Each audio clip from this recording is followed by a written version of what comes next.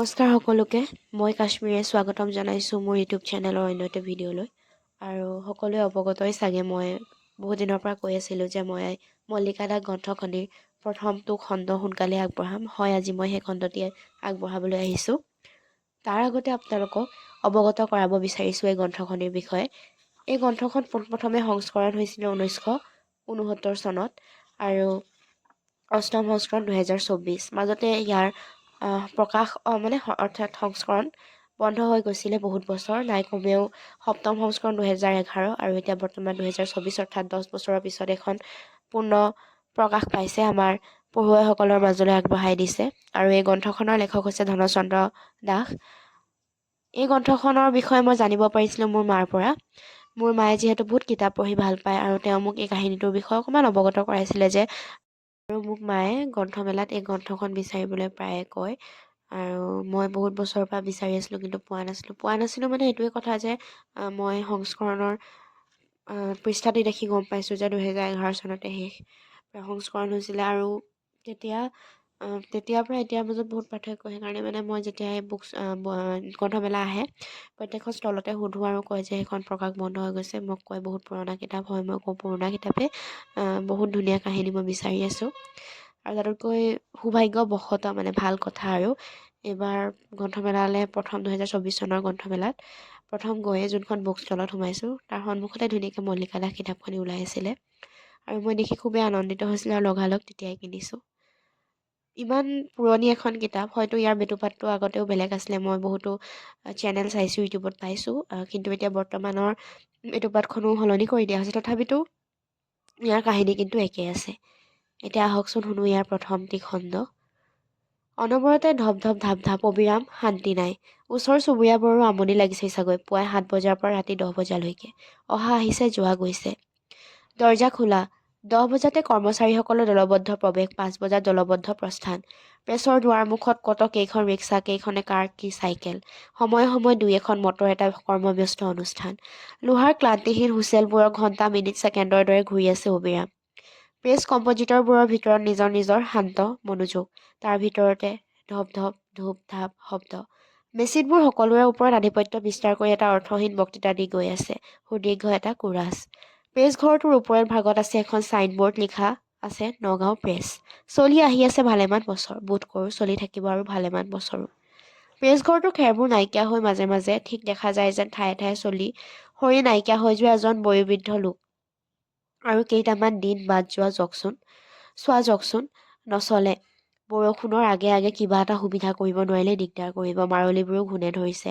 বেতৰ গাঁথনিবোৰে মুখ মেলিছে পুনৰ নিৰ্মাণ কৰা দৰকাৰ অৱশ্যে লাগিব পাৰে বহুতো টকা এইবাৰ তুলসীনাৰায়ণ শৰ্মাই তেওঁৰ প্ৰেছটো নতুনকৈ টিনেৰে সজাৰ আকাংক্ষাতে অস্থায়ীভাৱে সজা খেৰৰ চালি আদি ভঙুৱাই পেলালে আৰু আনকি সম্পূৰ্ণ প্ৰেছটোক ভাঙি চিনচাপ নাইকিয়া কৰি দিলে প্ৰেছ কৰ্মচাৰীসকলৰ এই দুৰ্দিন দিনৰ কালত কিছু কৰিবলগীয়া অৰ্থাৎ কিছু কাললৈ অৱসৰ গ্ৰহণ কৰিবলগীয়া হ'ল যিহেতু প্ৰেছ কৰ্মচাৰীসকলৰ এই দুদিনৰ দিনত কিছু কাললৈ অৱসৰ গ্ৰহণ কৰিবলগীয়া হ'ল আৰু অন্যান্য চাকৰিৰ কাৰণে অনুসন্ধানৰত হৈ ফুৰিলে আৰু হয়তো কিছুমান এনে ঘৰত বহি থাকিবলগীয়া হ'ল প্ৰেছৰ মেচিন আৰু অন্যান্য সা সৰঞ্জাম আদিও শৰ্মা ডাঙৰীয়াই প্ৰেছত লগালগিকৈ থকা তেওঁৰ বাসগৃহৰ বাৰাণ্ডাৰ ভিতৰতে নি সংৰক্ষণ কৰিবলগীয়া হ'ল নতুন প্ৰেছ ঘৰৰ কাৰণে তেখেতে অতি দ্ৰুত লগাই দিলে কাঠমিস্ত্ৰী ৰাজমিস্ত্ৰী কুলি যোগালী আদি কাঠ টিন আদি নতুন আহিলা পাতিৰে চাওঁতে প্ৰেছে এটা নতুন ৰূপ লৈ জাকজমক হৈ উঠিল প্ৰায় 4 মাহৰো অধিক কাল কৰ্মচাৰী বহিবলগীয়াত পৰিল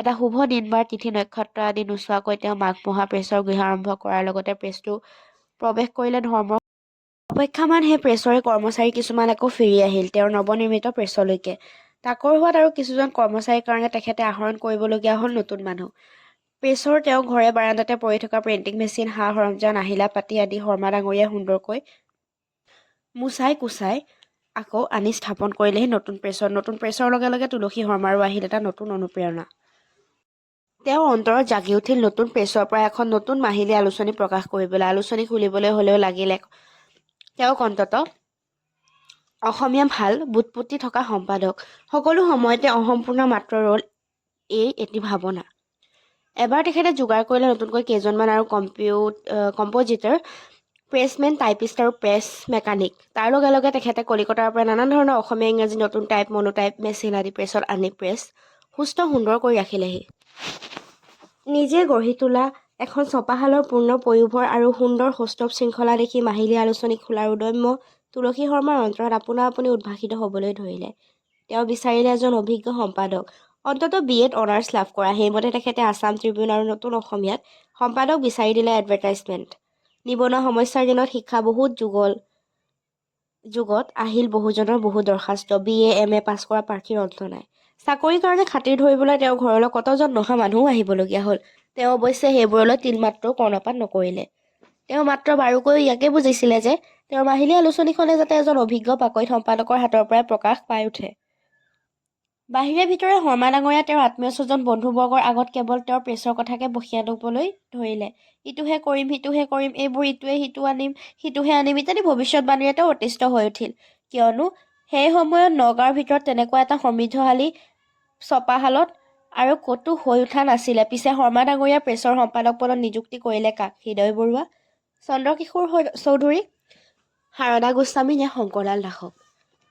বহু চিন্তা গৱেষণাৰ পিছত তেওঁ নিশ্চিত হ'ল যে তেওঁ মাহিলী আলোচনীৰ সম্পাদক হিচাপে শংকৰলাল দাসৰ বাহিৰে উপযুক্ত আন এজনো হ'ব নোৱাৰে। শংকৰলাল ৪৮ বছৰ বয়সৰ বয়সপ্ৰাপ্ত লোক। তাহানি দিনৰ সেই কলিকতা বিশ্ববিদ্যালয়ৰ পৰা অসমীয়াত কৃতিত্বৰে BA পাছ কৰা এজন মেধাৱী লোক। তাৰ বাহিৰে তেখেতে আনকি তেওঁৰ ঘৰৰ ওচৰৰ তেজপুৰৰ কেইবাটাও প্ৰেছত সম্পাদকীয় কামো কৰিছিলে। গতিকে এজন বয়সপ্ৰাপ্ত প্ৰেছৰ পূৰ্ণ অভিজ্ঞতা থকা লোক পাই তেখেতৰ সকলো দ্বিধা সন্দেহ দূৰীভূত হ'ল। তেখেতে শংকৰলালৰ নামত চিঠি পঠিয়ালে তেজপুৰলৈ। মাহিলী ৪৫০ টকাত তেওঁৰ দৰমহা আৰু তেখেতে তেওঁৰ প্ৰেছতে চাকৰি দিছে। শৰ্মা ডাঙৰীয়া চিঠি পাই শংকৰলাল আহি তেখেতৰ প্ৰেছ জইন কৰিলে। শংকৰলালৰ প্ৰেছত সোমোৱাৰ লগে লগে তুলসী শৰ্মাই তেখেতৰ লগত প্ৰেছৰ উন্নতিকল্পে নানান ৰকমৰ আলাপ আলোচনা হ'বলৈ ধৰিলে। শংকৰলালৰ প্ৰত্যেকটো কথাতে তুলসী শৰ্মাই হৃষ্টচিত্তে সন্তুষ্টি প্ৰকাশ কৰি গ'ল আৰু শৰ্মা ডাঙৰীয়াই লগতে মনে মনে হৃদয়ংগম কৰি গ'ল যে তেখেতে শংকৰলালক চাকৰি দিয়া একেবাৰে নিঘাত উপযোগী হৈছে। শংকৰলালক তন্ন চালে প্ৰেছৰ প্ৰত্যেক বিভাগবোৰ, প্ৰিণ্টিং, কম্পজিশ্যন, দপ্তৰী আদি বিভাগ। বাহিৰলৈ ওলাই আহোঁতে তেখেতৰ চকুত পৰিল মনৰ এটা আশোৱা দৃশ্য। তেওঁ দেখিবলৈ পালে যে সেই এটা নতুন উজ্জ্বল চকচকা প্ৰেছ ঘৰৰ সন্মুখবোৰতে এখন বেঁকাকৈ এটা গজালত আশ্ৰয় কৰি ধৰি থকা এখন ছাইনবোৰ্ড। লিখা আছিল নগাঁও প্ৰেছ। শৰ্মা ডাঙৰীয়াই সলনি কৰিলে, কিন্তু সলনি কৰিব নোৱাৰিলে বহুদিন পুৰণি আখৰবোৰ, অস্পষ্ট হৈ যোৱা জৰাজীৰ্ণ ছাইনবোৰ্ডখন। তেখেতৰ মনত এটা কথাই বেছিকৈ উদ্বিগ্নতা তুলিলে। সেইদিনা গধূলি প্ৰেছ সামৰি শংকৰলাল ফিল্ড তেওঁ থকা ভাড়াঘৰটোলৈ। প্ৰেছৰ সেই নামটো পৰিৱৰ্তন কৰা কথাটোকে তেতিয়াৰ পৰা মনত তেওঁৰ গুদগুদাই থাকিবলৈ ধৰিলে। ৰাতি শুবৰ সময়তো চিন্তা কৰিলে তেওঁ যে প্ৰেছৰ নাম অনুসৰি মাহিলী আলোচনীখনৰ নামো একে হোৱাটো বেছি সংগত হ'ব যেন বিবেচনা কৰিলে। বহু আগপিছ ওলটপালত ভঙা পতা চিন্তা গৱেষণাৰ পিছত তেওঁ প্ৰেছৰ নাম স্থিৰ কৰিলে পূৰ্বাঞ্চল আৰু মাহিলী আলোচনীৰ নামো পূৰ্বাঞ্চল নামটোৱে তেওঁ বৰ বেছি আধুনিক আৰু যথোপযুক্ত হ'ব বুলি তেওঁৰ স্থিৰ সংকল্প হ'ল। আৰু পূৰ্বাঞ্চল নামকৰণ কৰা তেওঁৰ পক্ষেও এটা স্বাভাৱিক যেন বোধ হৈছিল। আৰু শৰ্মা ডাঙৰীয়া বাসগৃহ সংলগ্ন প্ৰেছ আছিল নগাঁও চহৰৰ পুৰণি গুদাম অভিমুখে পূবফালে যোৱা দীঘল সদৰ ৰাস্তাৰ কাষতে। চহৰৰ পৰা নহ'লেও ২১০ মাইল দূৰৰ কম নহয়। চহৰৰ অন্যান্য প্ৰেছতকৈ সেই প্ৰেছ পূব দিশে অৱস্থিত। সেইফালে দিয়েও তেওঁ মিনিংটো কৃতকাৰ্য হৈছে বুলি অনুমান কৰিছিল। শংকৰলালৰ মিনিং বুথ থকা প্ৰস্তাৱ তুলসী শৰ্মাই সানন্দে গ্ৰহণ কৰিলে আৰু সম্পাদক শংকৰলালে নতুন প্ৰেছৰখনৰ লাইকৰণ কৰি এখন প্ৰকাণ্ড ছাইনবোৰ্ড লিখাই অনালে আৰু ছাইনবোৰ্ডত লিখা আছে পূৰ্বাঞ্চল প্ৰেছ নগাঁও। আৰম্ভ হ'ল পূৰ্বাঞ্চল মেগাজিনৰ প্ৰবন্ধ পাতি আহৰণ কৰা। এজনকৈ নহয় দুজনকৈ শিক্ষিত ডেকা নিযুক্ত কৰিলে বাহিৰৰ উপন্যাস, নাটক, গান, কবিতা আদি লিখাত প্ৰখ্যাত সাহিত্যিকসকলৰ পৰাও প্ৰবন্ধ পাতি যোগাৰ কৰিবলৈ। শংকৰলালৰ শ্ৰম অতি শীঘ্ৰে সফল হৈ আহিল।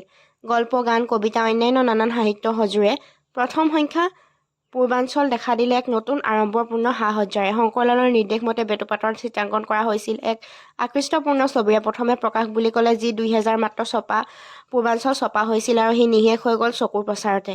তেওঁলোকে অৰ্থাৎ প্ৰেছে বহু গ্ৰাহকৰ চাহিদা ৰাখিব নোৱাৰাৰ বাবে আক্ষেপ প্ৰকাশ কৰিবলগীয়া হ'ল। এইদৰে তুলসী নাৰায়ণ শৰ্মাৰ পূৰ্বাঞ্চল প্ৰেছৰ সমৃদ্ধ সৌন্দৰ্যৰ দিনৰ পিছে দিন, মাহৰ পিছে মাহ ক্ৰমাৎ বাঢ়ি আহিবলৈ ধৰিলে। তেওঁৰ একমাত্ৰ পূৰ্বাঞ্চল কাকতৰ গ্ৰাহকে ৫০০০ৰো অধিক হৈ পৰিল আৰু এনেকুৱা এখন সাহিত্য সম্পদৰ প্ৰতি জনা আকৃষ্ট হ'ল। আৰু এনে বছৰতে তুলসী শৰ্মাক ঐশ্বৰ্য বিভূতিয়ে ঘৰখনলৈকে খেদি আহিবলৈ ধৰিলে। অন্যান্য প্ৰেছৰ পৰাও তেওঁ পূৰ্বাঞ্চল প্ৰেছলৈ চাকৰি বিচাৰি অহা লোকৰ সীমা-সংখ্যাৰ কথাই নাই।